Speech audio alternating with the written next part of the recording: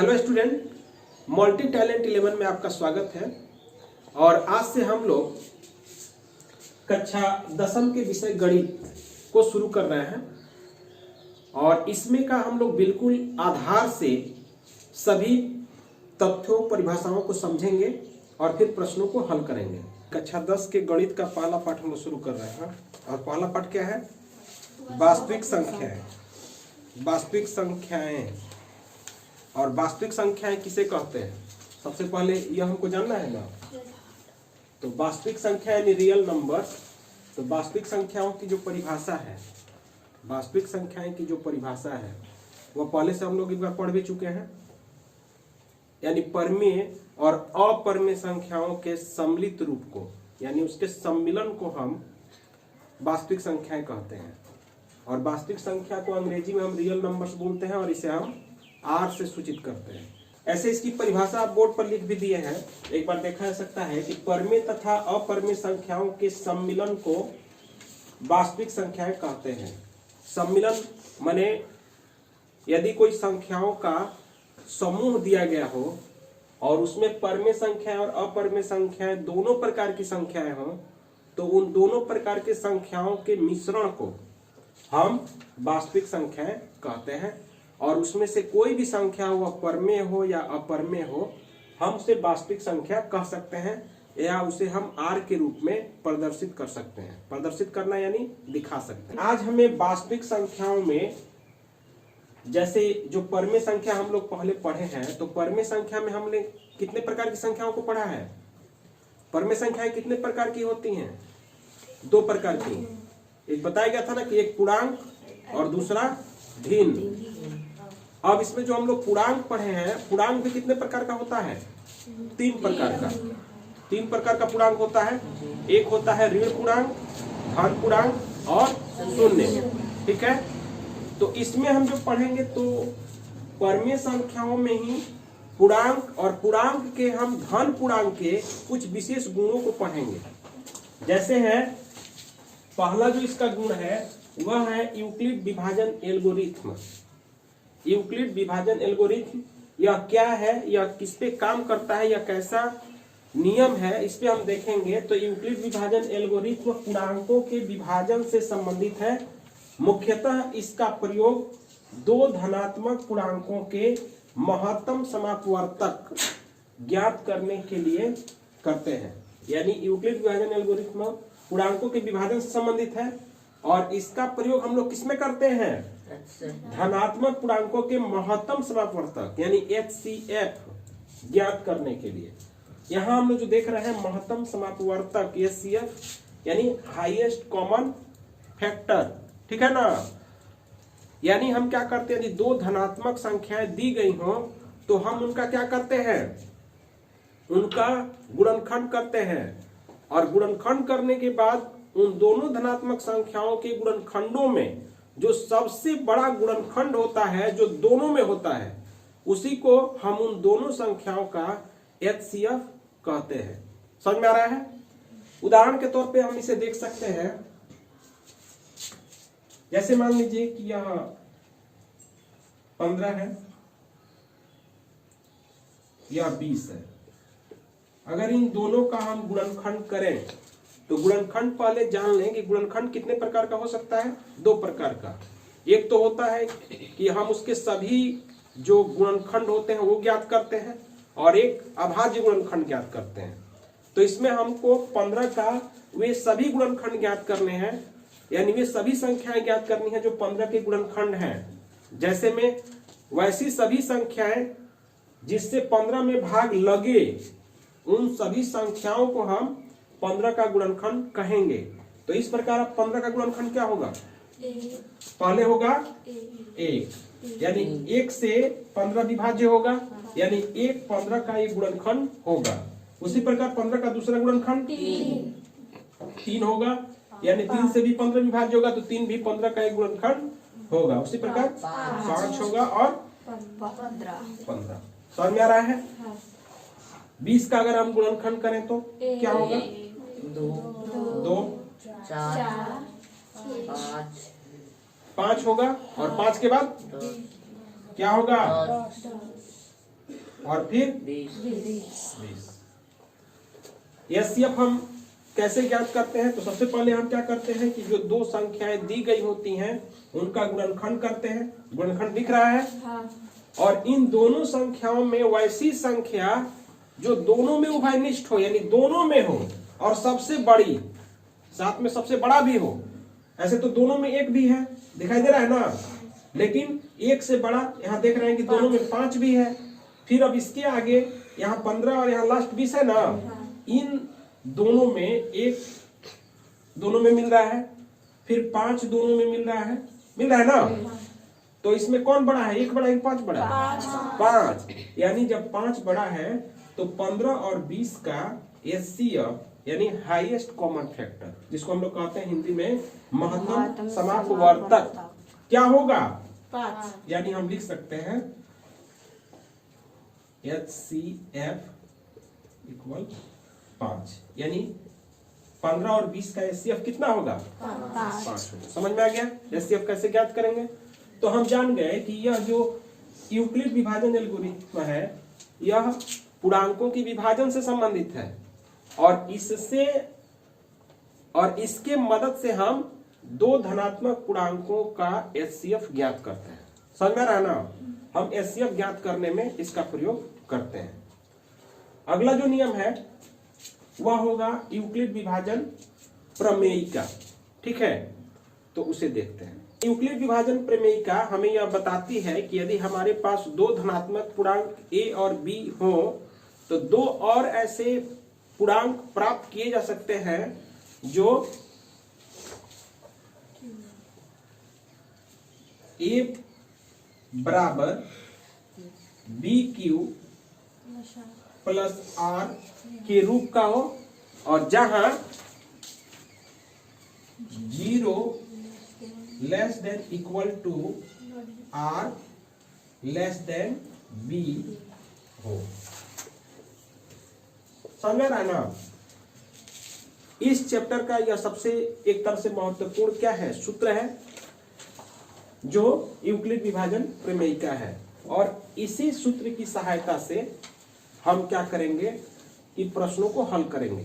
ठीक है ना? पहले इसके बारे में समझते हैं। जैसे हम लोग अभी तक भाग पढ़े हैं, भाग पढ़े हैं ना।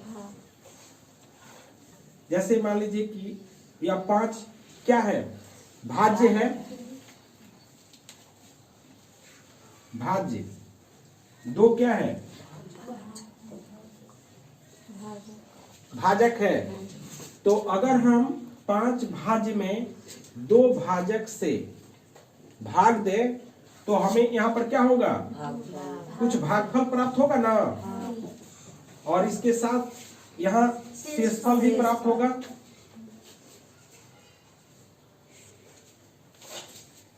यानी हम देख रहे हैं कि सिर्फ यदि हमारे पास 2 ही संख्याएं हो या 2 संख्याएं a या b के रूप में भी हो तो हम उनसे 2 और संख्याएं प्राप्त कर सकते हैं, क्योंकि यदि उस बड़ी संख्या में छोटी संख्या से भाग दे तो हमें कुछ भागफल और कुछ शेषफल प्राप्त होगा। और समझ में? तो इसी में इस भाज्य को हम a कहते हैं, a कहा गया है इसमें।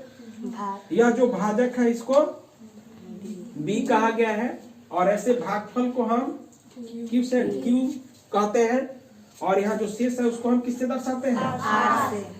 बस इसके पहले हम लोग पढ़े हैं कि भाज्य बराबर क्या होता है, भाजक गुणे भागफल अजोड़ शेषफल या शेष, पढ़े हैं ना।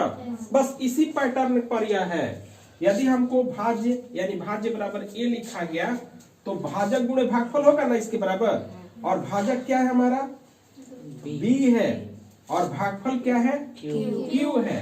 तो यहाँ पर b और q में इंटू है, और फिर हम शेष को अगर इसमें प्लस कर दें तो हमें a यानी भाज्य पुनः प्राप्त हो जाएगा। और समझ में? जैसे में उदाहरण के तौर पर हम लोग देख सकते हैं कि यदि हम 2 से 5 को विभाजित करते हैं तो कितना मत में पहले भाग लगेगा इसमें, 2 मत में। कितना होगा यहाँ, 4 होगा, 4 होगा ना। और फिर 5 से 4 को घटाएंगे तो कितना शेष आएगा, समझ में आ रहा है ना। तो यही एक क्या है, शेषफल है। और ये 2 क्या है, भागफल यानी क्यू। समझ रहा है। तो अगर इस पैटर्न पे हम यहाँ रखें तो ए का मान हमारा क्या था 5, बी का मान हमारा क्या है 2, गुणे क्यू का मान क्या है 2 और प्लस आर का मान क्या है 1।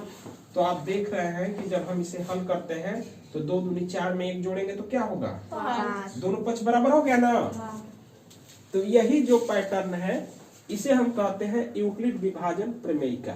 एल्गोरिथम और प्रमेयिका में अंतर। एल्गोरिथम और प्रमेयिका में क्या अंतर है? एल्गोरिथम क्या है? तो एल्गोरिथम एक सुपरिभाषित चरणों की एक श्रृंखला होती है और जो हमें क्या करती है, एक विशेष, क्या विशेष, एक किसी विशेष समस्या को हल करने के लिए हमें एक विधि प्रदान करती है। प्रमेयिका क्या है?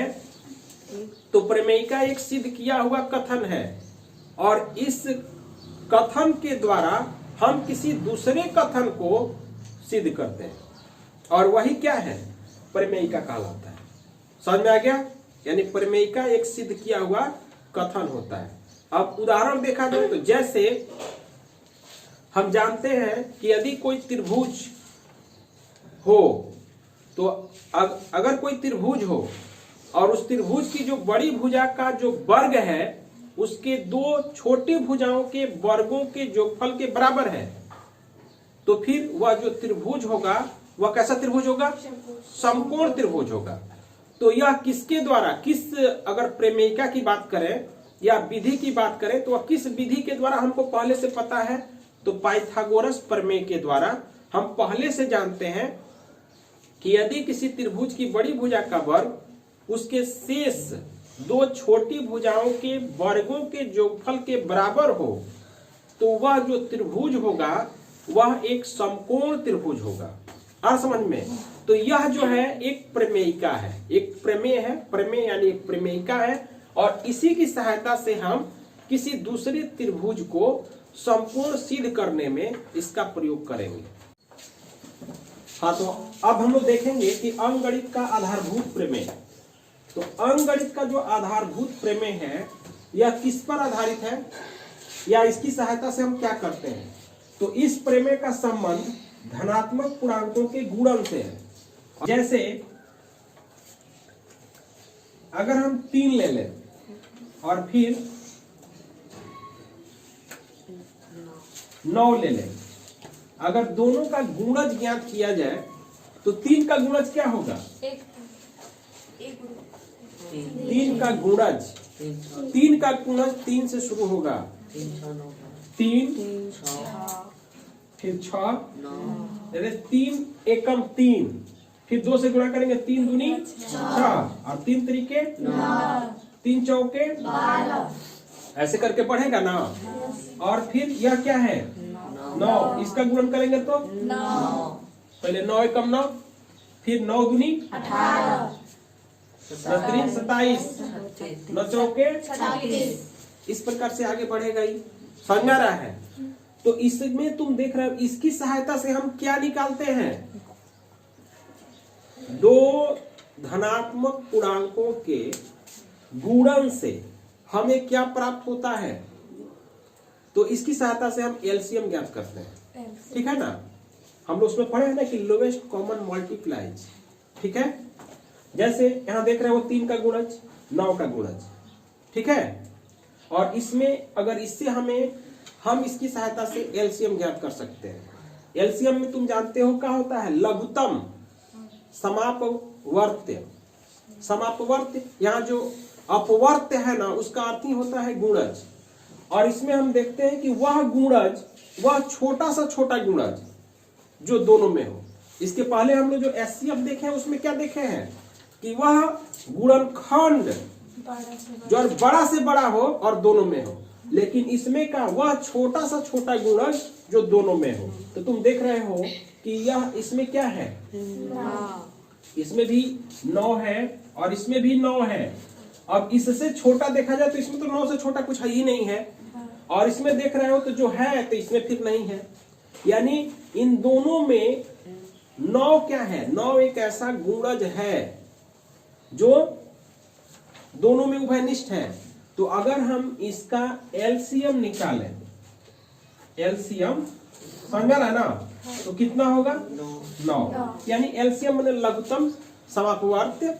तो इका होगा 3 और 9 का जो एलसीएम होगा वह 9 होगा। ठीक है, और कैसे ज्ञात करते हैं बता दिए हम। और यह जो प्रक्रिया है वह किस में आता है? अंकगणित के आधारभूत प्रमेय में, और इस प्रमेय का संबंधित धनात्मक पूर्णांकों के गुणन से है। यूक्लिड विभाजन प्रमेयिका पर हम प्रश्नों को कैसे हल करते हैं इसको देखेंगे। ठीक है ना। तो यूक्लिड विभाजन प्रमेयिका हम लोग समझ गए हैं कि इसमें क्या होता है, इसका जो पैटर्न होता है वह होता है a बराबर बी क्यू प्लस आर। ठीक है, और जहां r का जो मान होता है वह 0 के बराबर या 0 से बड़ा होता है, लेकिन वह हर एक स्थिति में b से छोटा होता है। यानी r का जो मान होता है वह 0 के बराबर भी हो सकता है, 0 से बड़ा भी हो सकता है, लेकिन वह जो r का मान होगा वह प्रत्येक स्थिति में b के मान से छोटा होता है। b माने भाजक। समझ में आ गया। अब इसमें जो भी प्रश्न होते हैं इसी पैटर्न पे हल होते हैं, और इसकी सहायता से हम HCF ज्ञात करते हैं। क्या ज्ञात करते हैं? HCF। और कैसे ज्ञात करते हैं? जैसे मान लीजिए कि हमें 15 और 32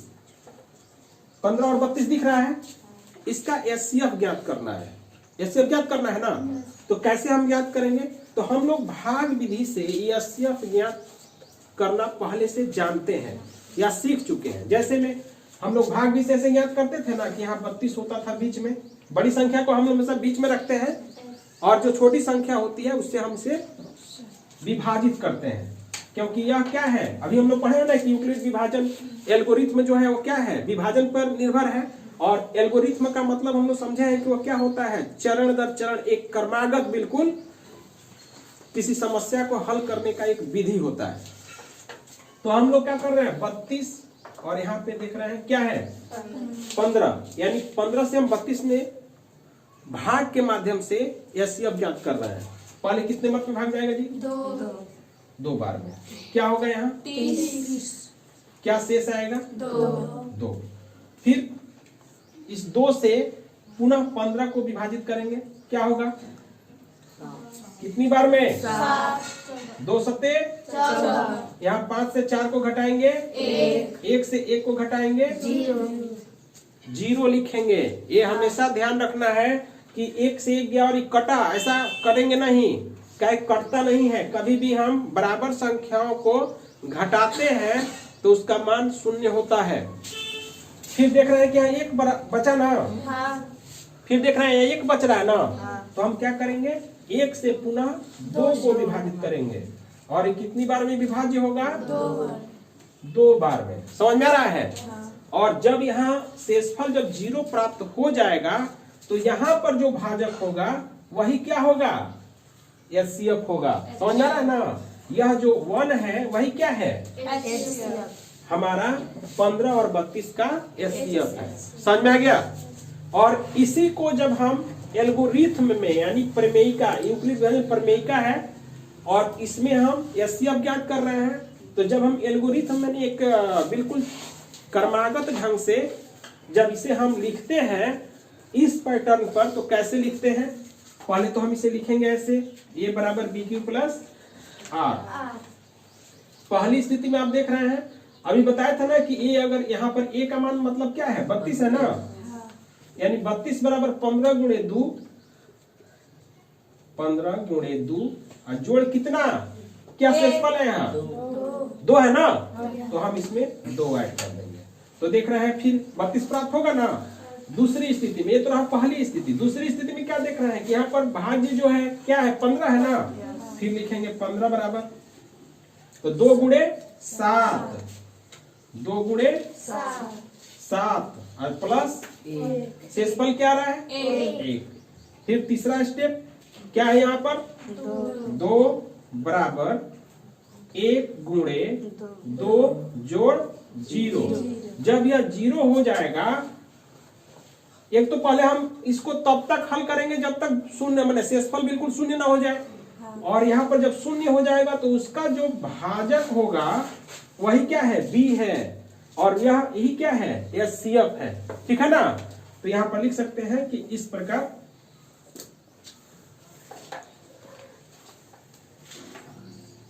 HCF बराबर 1, और ये हमें क्या हो गया, आंसर के रूप में प्राप्त हुआ। तो यही जो देख रहे हैं आप, देख रहे हैं बिल्कुल एक क्या है, क्रमागत है ना। तो इस प्रकार से हम इसे ज्ञात करेंगे। यदि आप हमारे चैनल पे नए हैं तो कमेंट के द्वारा बताएं कि आपको यह वीडियो कैसा लगा। अगर आपको यह वीडियो अच्छा लगा तो आप हमारे चैनल को सब्सक्राइब करिए, लाइक करिए, और इसे अधिक से अधिक शेयर करें, ताकि जो भी बच्चे 10 की तैयारी कर रहे हैं वे भली भांति गणित की तैयारी कर सकें। ऐसे हम रोज आपको वीडियो देंगे। पूरी वीडियो देखने के लिए आपका बहुत बहुत धन्यवाद।